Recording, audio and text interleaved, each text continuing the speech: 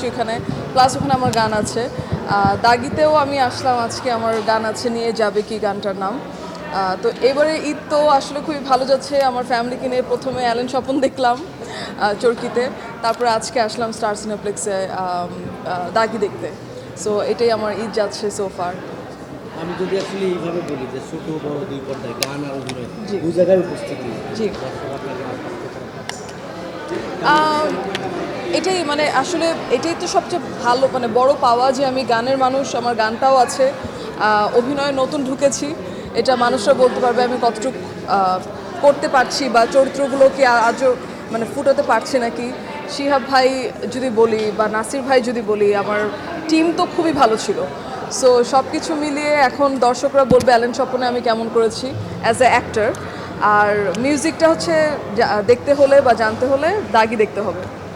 অভিনয় আসার ক্ষেত্রে আপনি বলছিলেন যে আপনার আসলে ফার্স্ট ফারুকী ভাই পাঁচ দিয়ে রাইট, জি। মানে কার অনুকরণে অভিনয়তে পুরোটাই আমি বলবো যে মানে এটা ফারুকী ভাই। ফারুকী ভাই না বললে হয়তো আমি তখন আশা হতো না আসলে, সত্যি কথা বলতে। ফারুকী ভাই যখন বলছে তখনই মনে হলো যে আচ্ছা, মিউজিক তো অনেকদিন ধরে করছি, করব, সবসময় করে যাব, এই জায়গাটাকে একটু এক্সপ্লোর করব নাকি। যখন ফারুকী ভাইয়ের মতো একটা ভালো ডিরেক্টর অফার দিবে তখন কিন্তু এটা খুবই ডিফিকাল্ট ফিরিয়ে দেওয়া। তো সেই ক্ষেত্রে আসলে ফারুকী ভাই, চঞ্চল ভাই আমার কো অ্যাক্টর ছিল, সেখান থেকে অ্যালেন স্বপন আমার সেকেন্ড কাজ, এবং দুইটা কাজই চরকিতে চরকির মাধ্যমেই হচ্ছে। সো অবশ্যই আমি খুবই খুশি যে আমি অ্যাক্টিংয়েও সোফার অ্যাকসেপ্টেন্স পাচ্ছি, সোফার সামনে আরও ভালো কাজ দিতে চাই। আপু এবারে যে আমরা দেখেছি যে দুই মাধ্যমে আপনার উপস্থিতি, একটাতে আপনি নিজে গিয়েছেন, একটাতে অভিনয় করেছেন, জি, কিন্তু আমরা তিন ফরম্যাটে হ্যাঁ, অভিনয় দেখবো কিনা আপনার 3 ফরম্যাটে। আচ্ছা, সোফার আমি যেহেতু গানের মানুষ, আমি আসলে গানটাই আমার মেইন জায়গা হিসেবে ধরি। আর যখন অ্যাক্টিংয়ের কিছু জিনিসপত্র আমাকে চ্যালেঞ্জিং মনে হয় বা ভালো ডিরেক্টর দেখি, তখনই মনে হয় যে আচ্ছা ঠিক আছে আমি একটু ট্রাই করি। এছাড়া আমার খুব একটা ওইরকম প্ল্যান নাই। ভালো প্রজেক্ট হলেই আমি সেটাতে কাজ করব। আর দাগিনী যেটা বলতে হবে ওটা হচ্ছে গিয়ে আমার, সবাই তো জানে যে আমি গান করি, কিন্তু হয়তো বা অনেকেই জানে না যে আমি অ্যাজ আ কম্পোজারও আমি কাজ করি, আমার গানগুলোর কম্পোজিশনও মোস্টলি আমি করি। সো এই গানটার কম্পোজিশন, গান, কণ্ঠ দুইটাই আমার দেওয়া, এবং এটা আমার পার্সোনাল ফেভারেট। গানটা বানাতে গিয়ে আমার খুব ভালো লেগেছে। সবাই তো ধুমধারাক্কা গান শুনে আমার, এটা একটু স্লো, একটু সোলফুল, সোল সার্চিং একটা গান। সো এটার জন্য জি,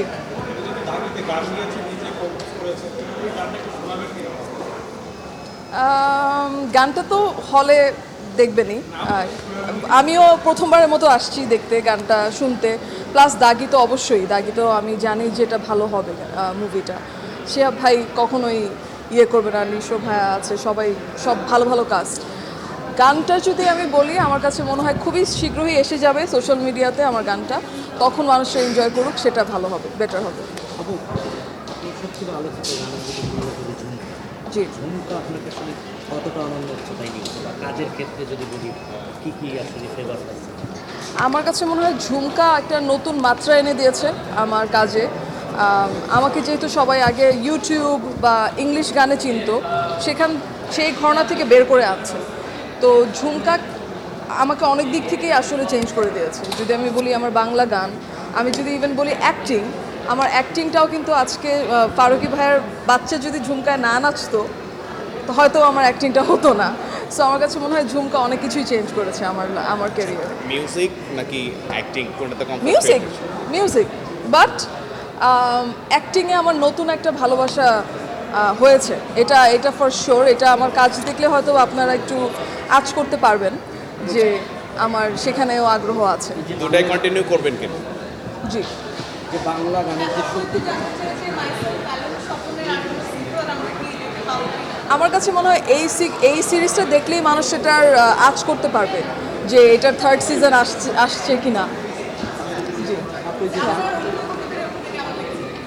আমার অবশ্যই শিহাব সাহেব ভাইয়ার যখন ডিরেকশন পাচ্ছি বা নাসির ভাইয়ের মতো মতো যখন একটা আর্টিস্টকে কো আর্টিস্ট পাচ্ছি, অবভিয়াসলি আমার কাজ অনেক অনেক ভালো ছিল। যদিও আমরা খুবই কি বলবো, মানে অনেক কিছু দিয়ে কাজটা বের করতে হয়েছে, টাইমের স্বল্পতা বলি সব কিছু মিলিয়ে, কিন্তু কাজটা খুব ভালো হয়েছে।